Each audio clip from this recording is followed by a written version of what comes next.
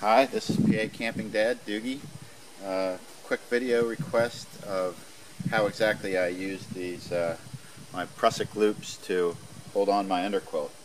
I have a 3/4 length Wilderness Logics underquilt here.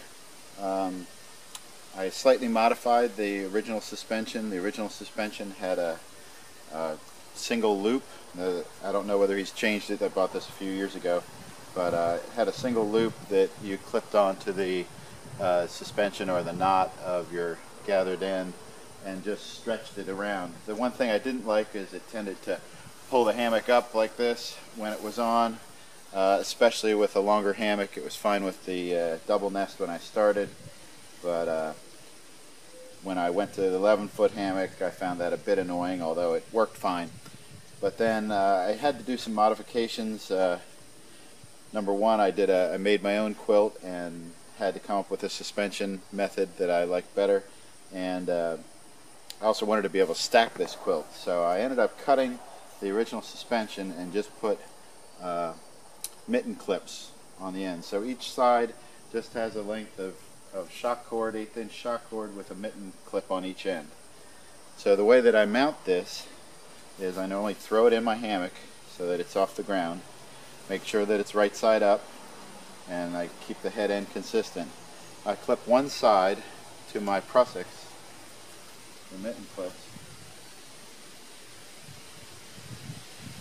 and then I grab the other side, make sure I go under the other one, and I just kind of cheat, swing it around the outside of the hammock. So that's all set to go. And when I grab my last corner, I put it into position,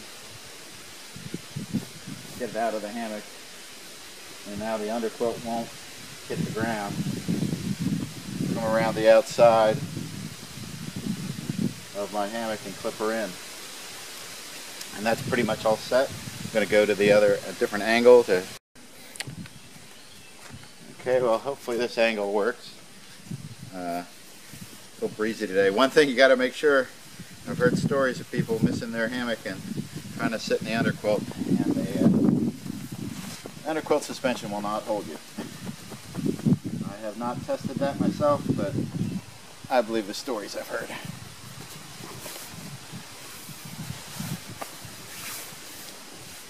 So normally when I get in, I look through the side of my hammock and I can see exactly where the underquilt is, and it's just about 1 inch or so above my shoulder. I normally sleep with a pillow, so I don't bother with the underquilt over my head. I've never been cold that way. In fact, my full-length underquilt is really a 7/8, which goes down to the end of my feet and to my shoulders, and I've slept in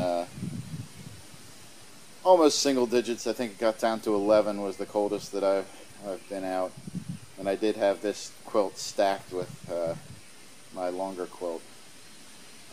What's nice about using the prusiks is you can adjust the angle. If you're having any gapping issues, you can just slide it up and down to make it pulling at the correct angle.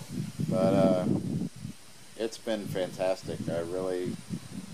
Pulls it the right way. Unfortunately, you can't do this if you have a hammock with an integrated bug net, because you're not going to be able to clip in. This is my spare hammock.